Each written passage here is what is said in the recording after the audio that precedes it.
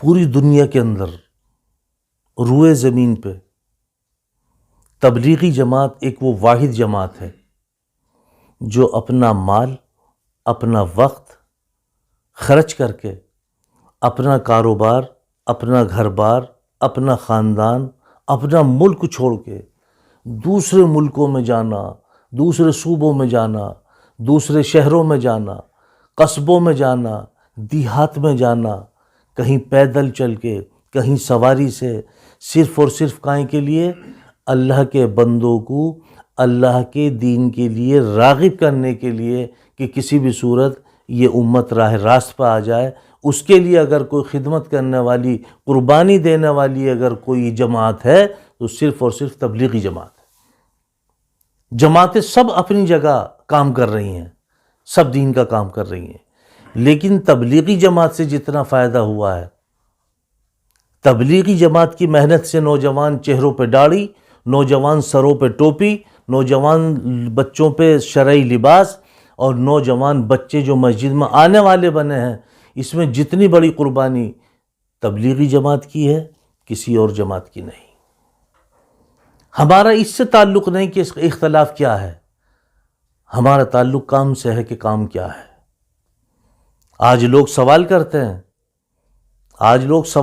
ہیں، صاحب یہ 3 دن 4 مہینے چلہ سال، یہ کوئی حدیث شریف سے تو ثابت نہیں ہے۔ ہاں جی، بالکل ثابت نہیں ہے، اس میں تو کوئی شک نہیں ہے۔ اور کتنے کام ثابت ہیں جو آپ کر رہے ہیں؟ کتنے کام ثابت ہیں جو آپ کر رہے ہیں؟ اگر یہ شرعی طور پہ حدیث شریف سے ثابت نہیں ہے تو کام تو غلط نہیں ہے۔ میرے بھائی، کام دیکھنا چاہیے کہ بات کس کی ہو رہی ہے، کام کس کا ہو رہا ہے۔ سارا دین نہیں ہے۔ کبھی آپ یہ سمجھ رہے ہو کہ مدرسہ سارا دین ہے، یا مسجد سارا دین ہے، یا جماعت سارا دین؟ تو ساری زندگی کو بنانا پڑے گا، لمحے لمحے کو دین بنانا پڑے گا، کاروبار کو دین بنانا پڑے گا، کھانے کو دین بنانا پڑے گا، سونے کو دین بنانا پڑے گا، اپنے اخلاق اور اپنے معاملات کو دین بنانا پڑے گا۔ آپ تبلیغی جماعت میں جاتے ہیں تو اس کا مطلب یہی ہے؟ اگر ہم تبلیغی جماعت میں جاتے ہیں تو اس کا مطلب یہی ہے کہ یہ کوئی حدیث شریف سے ثابت نہیں ہے، یا آپ کے جو اخلاق ہے یہ بھی تو تبلیغ ہے۔ آپ کے اچھے اخلاق آپ کی عبادت ہے، آپ کے اچھے معاملات آپ کی عبادت ہے۔ آپ کے حسب نسب کا پتہ چلتا ہے آپ کے اخلاق سے۔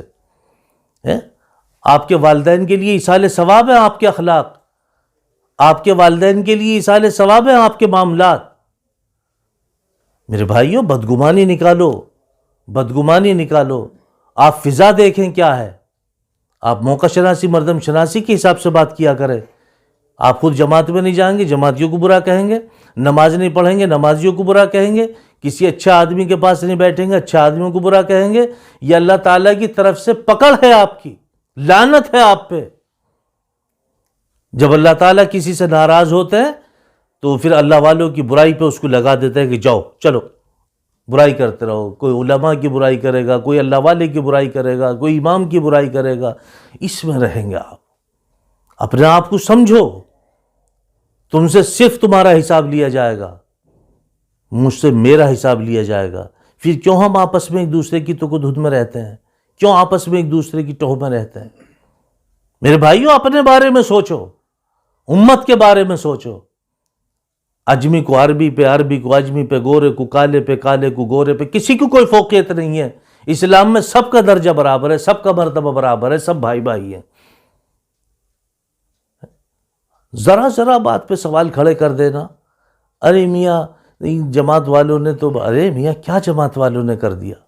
بڑے بڑے خرافاتیوں کو جماعت والوں نے گھروں سے نکال کے مسجد میں لے جا کے کھڑا کر دیا۔